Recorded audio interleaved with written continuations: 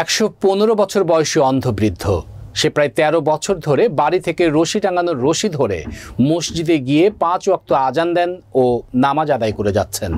হ্যাঁ, এমন ঘটনা নাটোরের বড়াইগ্রাম উপজেলার বড়দোহা গ্রামে সাবেক ইউপি সদস্য আলহাজ মোহাম্মদ রহমান মোল্লার কথা বলছি। সে কিনা বাড়ি থেকে রশি ধরে মসজিদে গিয়ে মুয়াজ্জিনের দায়িত্ব পালন করে আসছে। মুসল্লিরা বলছেন, আব্দুর রহমান মসজিদে যাওয়ার পথে রাস্তা পারাপারের সময় সমস্যা হয়, তাই ঊর্ধ্বতন কর্মকর্তাদের কাছে দাবি করেন স্পিড ব্রেকারের। নাটোর নিজস্ব প্রতিনিধি সৈকত হোসেনের তথ্যচিত্রে দেখুন বিস্তারিত। নাটোরে বড়াই গ্রামে নগর ইউনিয়নের বড়দোহা গ্রামের অন্ধ আলহাজ আব্দুর রহমান, তিনি 115 বছর বয়সেও আল্লাহর হুকুম পালন করছেন। তিনি 2003 সাল থেকে অনেক চিকিৎসা নেওয়ার পরেও চোখে দেখতে পান না। তিনি 2011 সালে ছেলের সাথে পবিত্র হজ পালন করেছেন। গ্রামের জামে মসজিদ অনেক দূর হওয়ায় বাড়ির পাশে রাস্তা সংলগ্ন নিজস্ব অর্থায়নে ওয়াক্ত মসজিদ করেছেন।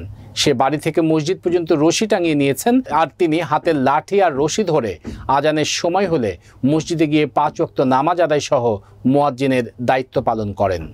সে একজন রোজাদার লোক, সে 5 ওয়াক্ত মসজিদ আসে এবং সেউরি সময় লোকজনকে ডাকি তুলে এবং ইফতারির আগ দিয়েও মুহূর্ত ডাকে এবং সে 5 ওয়াক্ত নামাজ আজান দেয় এবং নামাজ পড়ে মসজিদে।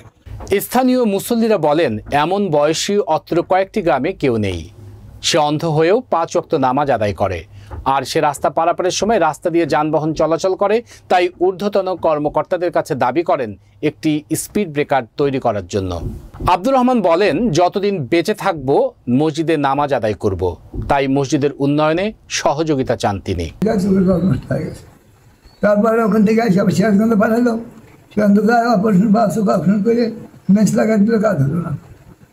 কেউ বলে যে ভেলুর গেলে মাদ্রাজ গেলে 3 লক্ষ টাকা দিলে ওই উঠায় ঝোলাই দিয়ে আবার লাগাই দিলে না। এখন আমার চোখের কোনো যন্ত্রণা নাই, উঠা ফেলে দিলে আবার যন্ত্রণা হয়তো আর বিপদ হবে। আমি আর যাবো না, আর সরিয়ে দিচ্ছি।